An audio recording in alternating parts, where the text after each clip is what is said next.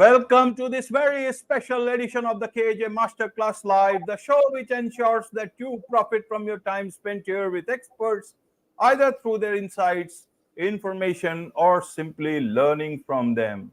And today we have Paul Zolman. He is a love language linguist, international best-selling author of the book Role of Love. Welcome to the show, Paul. Thank you, AJ. My pleasure to be here. We are very happy to have you on the show, especially when someone talks about love. That is something, love makes the world go round. So we will be talking about that. And that is why it's an extra, happiness to talk to you. So we'll be talking about, how you can transform your life from anger, from anger to loving everyone, and how we cannot let anger control our life. So my first question to you is to understand from you. You have written this book, Role of Love, and you also talk about, from anger, transforming from anger to love. Is it so easy, if anyone asks, to transform your anger to, loving everyone? How did you do in your own life, Paul? So that let's start from there. Let people understand a bit about you.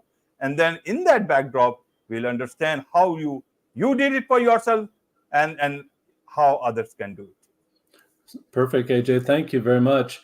So I grew up in a childhood that was full of abuse. My father would come home from work. He was a truck driver, and he would be gone all week long and then come home on Friday.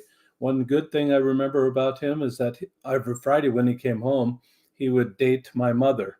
And it was just a beautiful thing that they never missed.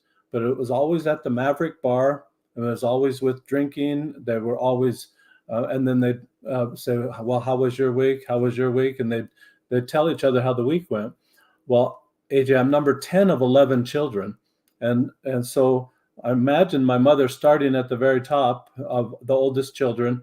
And when she started at the top of the children, I'd get down to the very last child. And my father would probably be annoyed, and be angry by the time it got to me. So it felt like maybe I got the brunt of a lot of things. He would use the belt or spank us with his hand. And I remember one time he spanked me so hard that my rear end was black and blue for more than 3 weeks. And it was just that type of environment that I grew up in. So at the time, there's nobody to call. It was just not anyone to call about that. So a person to get out of that had to leave home. And so I left home when I was 17 years old, moved, and it was right after my junior year of high school. I had not graduated, but after my junior year of high school. And when I did that, I moved in with my brother. And my big brother became a mentor for me. He was a much kinder father, but he also had the same issue that he'd be annoyed. He'd be stacking those annoyances until he flashed, and he just had those anger flashes. And so I had those myself. It was more residual type anger, and I didn't realize I had it, or just kind of kept denying that I had it. And I started, I blamed my father for all the bad relationships that I had up until about age 35. And at age 35, I thought, you know what? I'm responsible for my own actions. I just had that realization, kind of that epiphany, that I was responsible for my own actions. And at that age, my father had already passed away. He'd been gone for 7 years already. And so he didn't have any chance to defend himself in that way. And so it was just kind of a situation where it was, I started taking responsibility. And so I was say to myself, well, I don't want to be angry anymore. And that's kind of a negative statement. And so I had to turn that kind of into a positive statement. I don't know didn't figure out how to do it. But about 15 years ago, I was dating. The anger and everything had probably been a contributor to the demise of my first marriage. And so first marriage, my wife and I divorced, and I was just kind of sad. Of course, I'm sad, but I was single, and my sister, my older sister, thought I was lonely, and so she invited me to date her neighbor. I was living 7 hours away and really didn't want to do the distance thing, but she said, "Oh, come on, and you got to do what big sister says." So I went ahead and started corresponding with this her neighbor. And as I'm doing this, we're starting to get close, and I decide I'm going to move up to be close by my sister. And so when I did that, the relationship blossomed even a little bit more. Now it's time to take this woman up for Big Brother approval up north of where I live. And so we made the trip, and when we got to my Big Brother's house, my sister-in-law pulled this woman aside and said, the only emotion that the Zolman family learned growing up was anger. At first I didn't. I said, then it made me mad. And I thought, I thought at that time, if that's the perception that the Zolman family gives out, if that's the perception, I have an opportunity right here and now to change that perception. So what I started doing is reading different books about it. I read The Color Code, and then I read the book of The 5 Love Languages by Dr. Gary Chapman. And I settled on those principles. I just liked the principles. I didn't get the application. Dr. Chapman says that if I cater to you, or if I guess what your love language is and cater to your love language, we're going to be buddies. I'm a bad guesser, AJ. It didn't work for me that way. And then the second thing Dr. Chapman says, well, if you take this survey, then you can find out what your love language is. Well, what do I do with that, AJ? Advertise? Hello, AJ, I'm gifts. What do you have for me today? That's just so awkward. It didn't work for me. So I thought, maybe I can make something out of this. And I contacted Dr. Chapman, asked him if he was going to license those little icons he had for each one of the love languages. He said, his attorney wrote back and said, no, they're not doing that right now. So I talked to an attorney in my town here, an intellectual property attorney, a copyright attorney, and he said that theory is not copyrightable. Application is. So when I grew up, I thought, there were good times that when we were growing up that we played games. And it was pretty much just a locker room smack talk type of game, but still it was a game. It got the family together and it kept us together. And I learned a lot of things from playing games. So I thought, I'll make it a game. So I made my own little icons, and I put it on a die, and I made it a game. You can see, so there's service. That's the service icon there. Those are the words. Time. You see touch there, and last of all, the gifts. So 5 love languages, 6 sides on the dice. The last side is surprise me. So there's just 2 instructions. You roll the die every day, AJ. That's the love language you practice giving away all day that day. So part of this transformation was trying to change that mindset. And what the mindset I had was being annoyed, and then flash. And I didn't want to do that anymore. So what this did for me, I roll the die in the morning, and then I find out what love language am I going to practice that day. So all day long, I'm watching what's good about that person. What can I love about that person?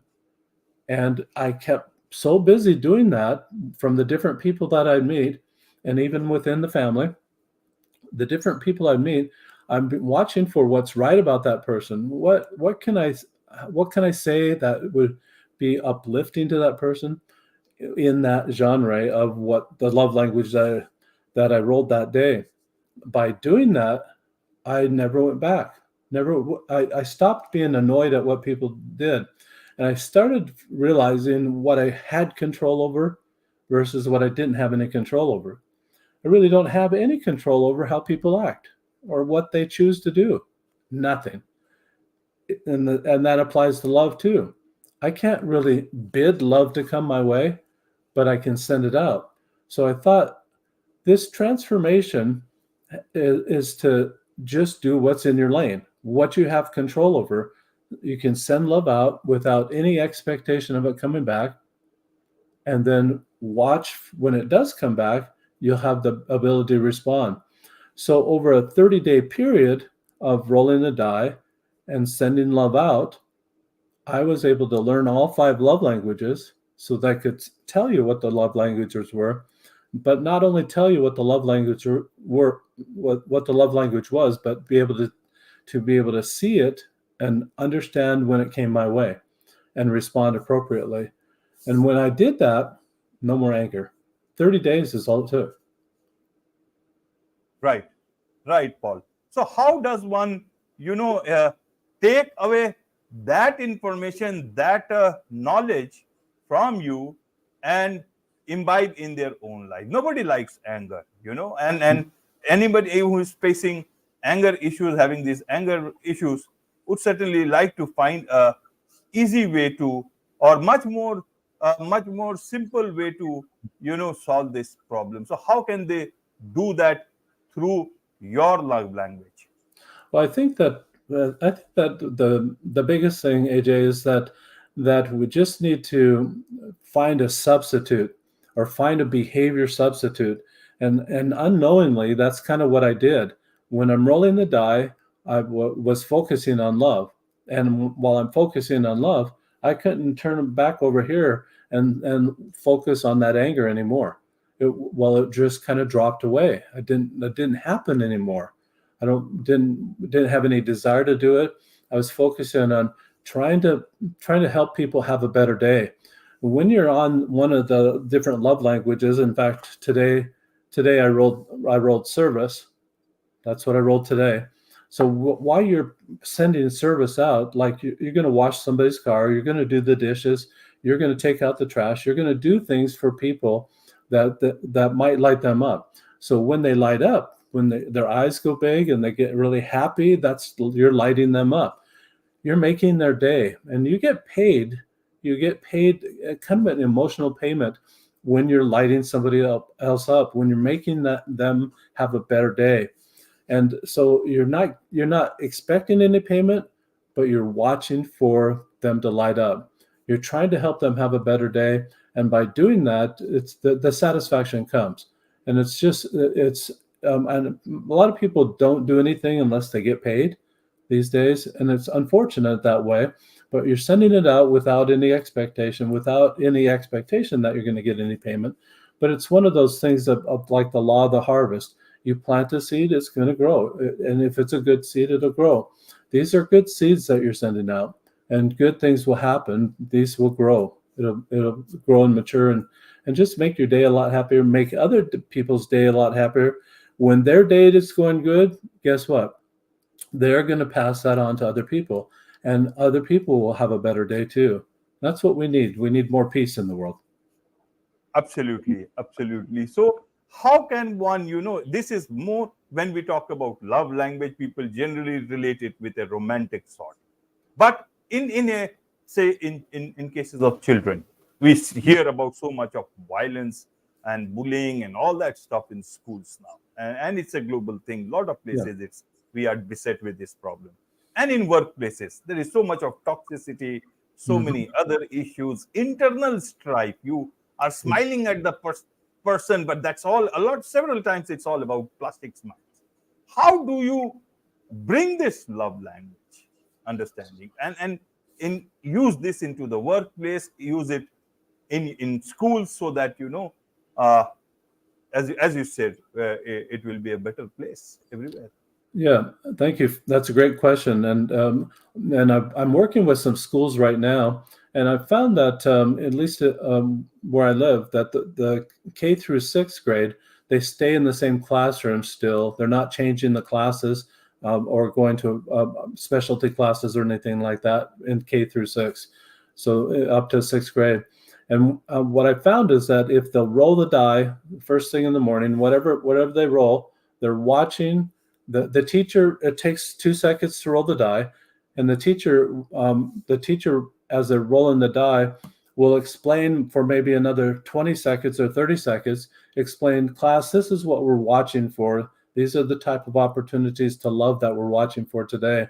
And what that does, is that it makes an awareness. The child's aware of their actions, and they're going to be accountable for their actions.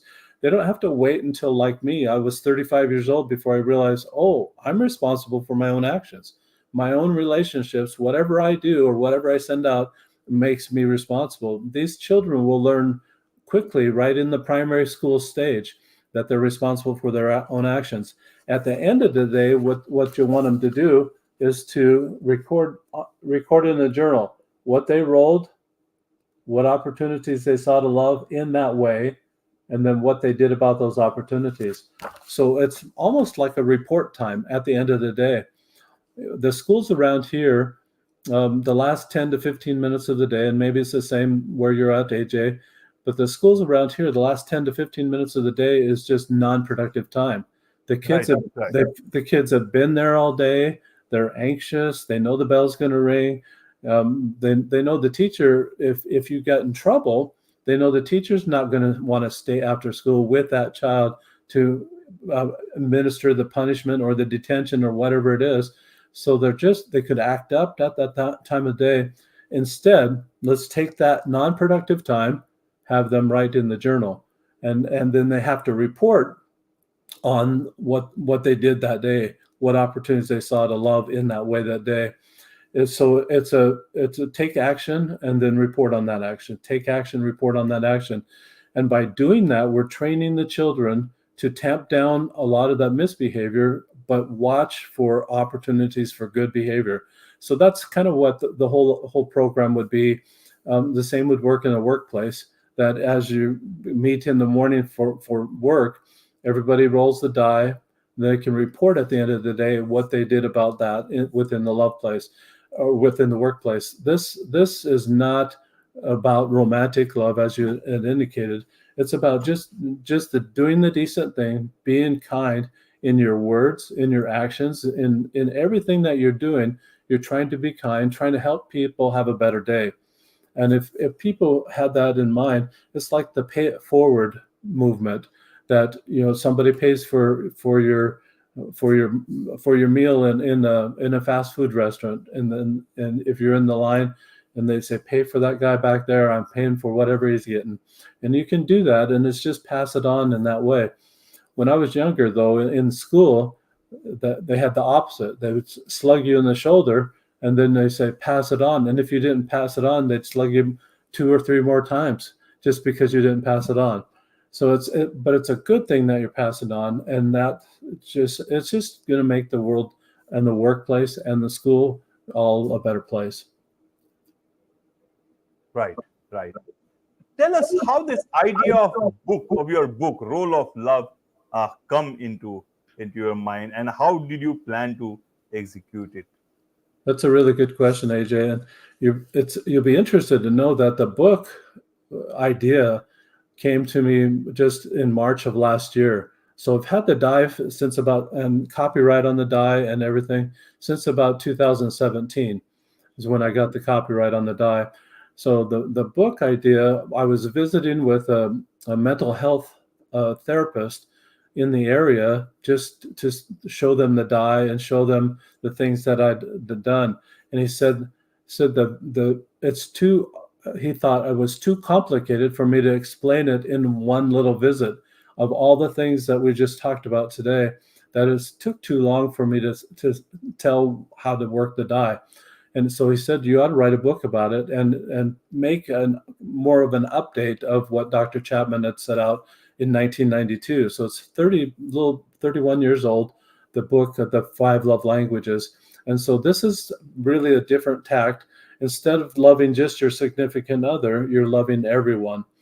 I created this, AJ, when I was single, and it was just I didn't have anyone significant other to love, so I was just trying to love everybody, and it really worked out a lot better that way, because it gives you that mindset, that continual mindset that I'm at home, I'm loving, I'm at work, I'm at loving, I'm having a vacation or a pleasure trip, I'm loving everywhere you go. Otherwise, it was just part-time, because you're not with your loved ones all the time.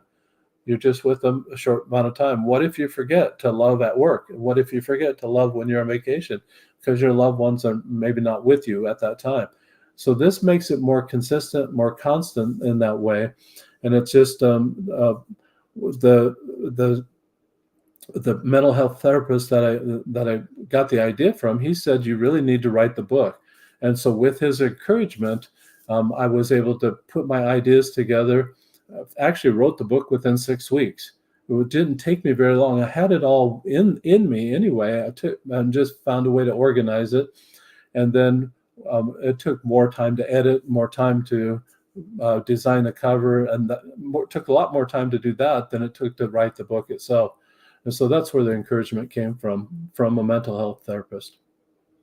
Right, right. Who is this book designed for, actually, Paul? Though the idea is that everyone can use it, but what I want to hear from you, who is this book designed for? So let me just illustrate for a minute who it's designed for. The other day, I was out walking, and I found this stick. And on one side of the stick, it's really nice and smooth where you can put your hand. It's a walking stick. Just on the other side of the stick, it's a little gnarly, has some knots here, and it's just a little sharp point there. You wouldn't want to put your hand there. So I call this the naughty side of the stick, and this is the nice side of the stick. When I realized, AJ, that the anger was on the naughty side of the stick, I thought, well, what's on the other side of the stick? And I realized I'm going to put love on the other side of the stick. So now in my mind, I've got a spectrum. So any behaviors that people have that are naughty, that they want to get rid of, this is a good thing for them. Those are the people that want to improve. Until I found out where I was on that spectrum, though, when I went to my sister-in-law's house, she said that anger was something that the Zolman family learned. When I found that out and I did that, said, well, where's anger on that naughty and nice stick? It's just like a Santa Claus stick. Santa Claus takes care of the naughty and the nice. He keeps a list. So this is that type of stick. When anger was on the naughty side of the stick, it also has humor. It also has its own vocabulary, its own language. It has its own little culture all by itself.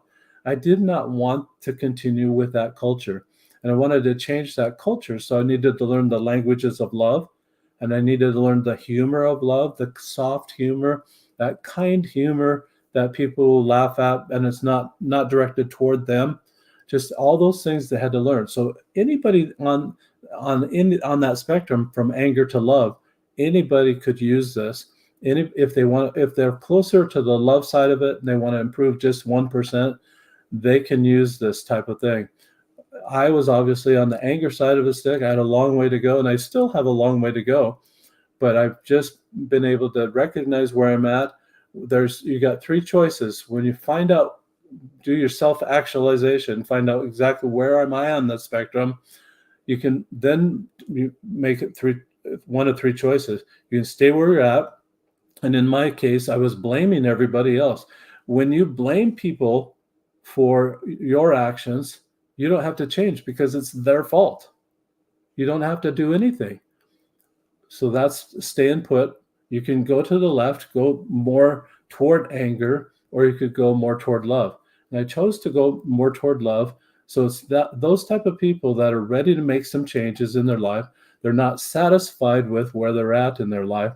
They want to be more loving. This is perfect for those type of people. Right, right. So how do people get hold of the book? And for those who want to know more about you and those who want to connect with you, how can they do that? So probably the best way for most of your listeners to get the book is just from Amazon. If they'll type in my name, they'll get right to it. If they type in Roll of Love, they're going to get love this, love that, love a million things, and it's going to be a needle in the haystack trying to find it. So just have them type in Paul Zolman on Amazon. They'll get to the book, and the journal is right there. Also, people listening, if they prefer to listen to books, the Audible version is there on Amazon to purchase as well. There are Kindle versions available as well on Amazon For the dye, though, they're going to need to go to my website, and that's rolloflove.com. And you could buy the books off rolloflove.com as well, but the shipping and everything, Amazon's probably a better choice for you. Wonderful, wonderful. On this note, it's a wrap on this very special edition of the KJ Masterclass Live. Thank you so much indeed for joining us. Thank you.